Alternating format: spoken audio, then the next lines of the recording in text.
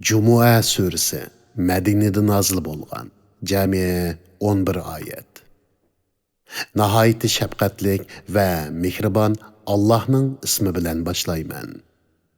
Allohga osmonlardagi va zimindagi narsalar tasbih aytidi. Allah mutlaq podshohdir. Hamma nuqsonlardan pokdir.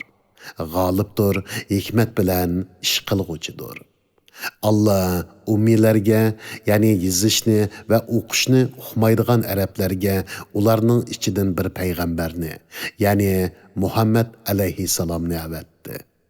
U, ya'ni payg'ambar ularga Qur'on oyatlarini o'qib berdi.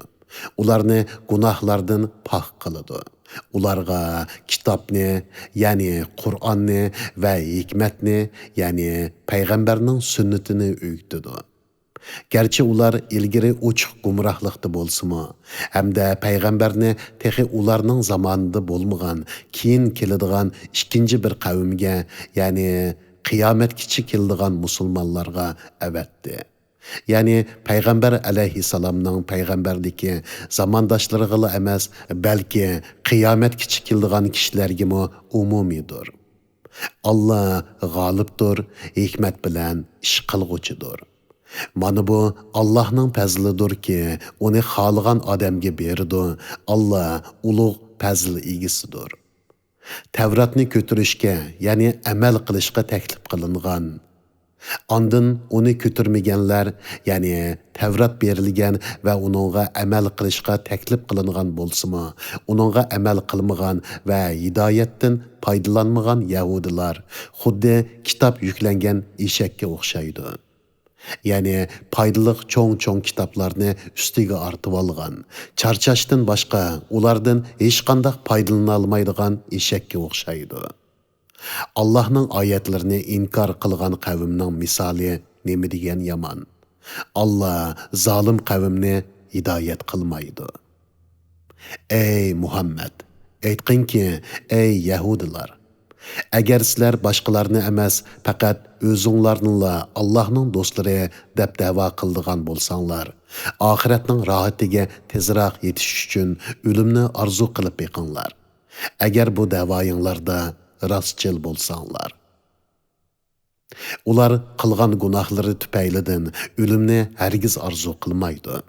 Allah zolimlarni bilguchidir. Ey Muhammad, sizlar qochadigan o'lim cho'qim sizlarga yo'liqidi. Ondan sizlar g'ayibni va oshkorni bilguchi Allohning dargohiga qaytirilasizlar. Allah sizlarga qilmishinglarni aytib berdi degin. Ey mo'minlar, Cuma kuni Cuma namoziga azon aytilsa, Allohni yod etishga, ya'ni Cuma xutbasini anglashga va Cuma namozini ado qilishga aldirab beringlar. İlim setimni qo'yib turinglar. Agar bilsanglar, bu sizlar uchun yaxshidir. Namoz o'qib bo'lganda, ya'ni namozdan forig' bo'lganinglardan keyin ziminga tarilib, ya'ni o'z mashg'ulotinglar bilan bo'lib, Allohning fazlidan talab qilinglar. Maqsadinglarga erishish uchun Allohni ko'p yod etinglar. Ey Muhammad, ular biror tijoratni yoki tamaşanı görse, seni öğrü turup, xutba o'qiyotgan petan tashlab, uningga, ya'ni tijoratga yuguruydi. Ey Muhammad, ularga aytqin ki, Allohning dargohidagi narsa, ya'ni savob va ne'mat tamashadan va tijoratdan yaxshidir. Allah rizq berguchilarning eng yaxshisidir.